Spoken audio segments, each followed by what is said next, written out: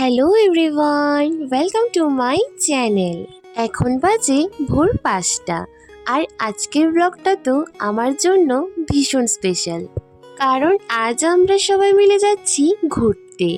আর এটা তো হলো আমাদের লাইফের ফার্স্ট ফ্যামিলি ট্রিপ, তাই তো আমরা সবাই ভীষণ এক্সাইটেড। তো ঘুম থেকে উঠে স্নান টান সেরে রেডি হয়ে প্রথমেই চলে গেছিলাম কালী মন্দিরে। তারপর মায়ের আশীর্বাদ নিয়ে বেরিয়ে পড়লাম এয়ারপোর্টের উদ্দেশ্যে। রাস্তায় দাঁড়িয়ে সবাই মিলে একটু টিফিনও করে নিলাম। এই ট্রিপের প্ল্যানটা তো বাবা অনেক বছর ধরেই করছিল, কিন্তু কোনো না কোনো কারণে আর যাওয়াই হচ্ছিল না। তো যাই হোক, এখন আমরা পৌঁছে গেছি আগরতলা এয়ারপোর্টে। এখন বাজে ৮টা, ৮:৩০ আর এয়ারপোর্টে ঢুকে প্রথমেই আমরা আমাদের লাগেজগুলো দিয়ে দিলাম চেক ইনের জন্য। তো এরপর আমাদের সব ফর্মালিটি কমপ্লিট হয়ে গেলে আমরা পেয়ে গেলাম আমাদের বোর্ডিং পাস। আর আমাদের সাথে ঘুরতে তো এই আঙ্কেলটা আর ওদের ফ্যামিলিও যাচ্ছে। তারপর তো আমরা সবাই মিলে বসে বসে ওয়েট করছিলাম, কারণ আমাদের ফ্লাইট ছিল ওই 10:30, 11টা নাগাদ।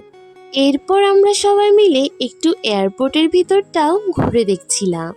আর আমাদের ত্রিপুরার এয়ারপোর্টটা তো ভীষণ সুন্দর, চারিপাশে প্রচুর গাছপালা দিয়ে সাজানো। তো বেশ কিছুক্ষণ অপেক্ষা করার পর আমাদের ফ্লাইটের টাইমও হয়ে গেছে। আর আমরা সবাই তো লাইফে ফার্স্ট টাইম ফ্লাইটে ওঠার জন্য ভীষণ এক্সাইটেড।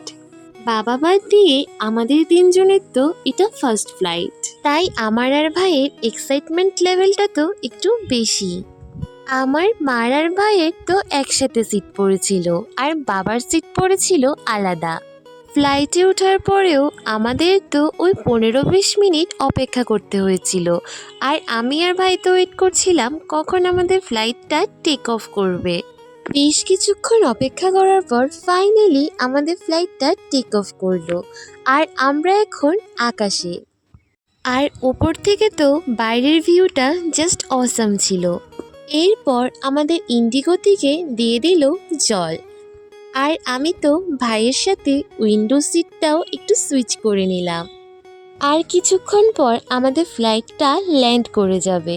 আর ওপর থেকে তো কলকাতা শহরটাকে ভীষণ সুন্দর লাগছিল। আর ইন্ডিগোর সাথে আমার ফার্স্ট ফ্লাইটের এক্সপিরিয়েন্সটা তো খুবই ভালো। আর এখন আমরা পৌঁছে গেছি কলকাতায়। আর কলকাতা এয়ারপোর্টটাও খুবই সুন্দর।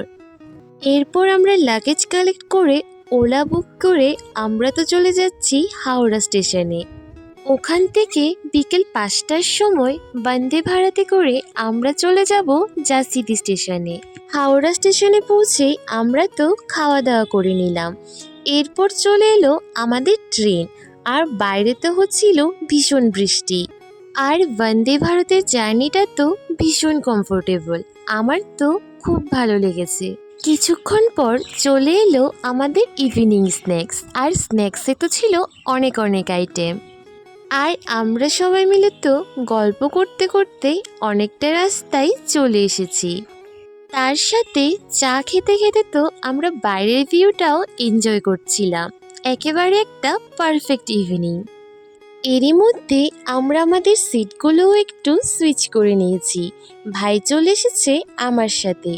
ওরা আবার বেশিক্ষণ আমার সাথে দুষ্টুমি না করলে ভালো লাগে না। ফাইনালি আমরা পৌঁছে গেছি জাসিডি স্টেশনে। এবার যাব আমরা দেওঘর ঠাকুর বাড়িতে। আজকের মতো ব্লগটাকে এখানে এন্ড করছি। দেখা হচ্ছে নেক্সট ব্লগে।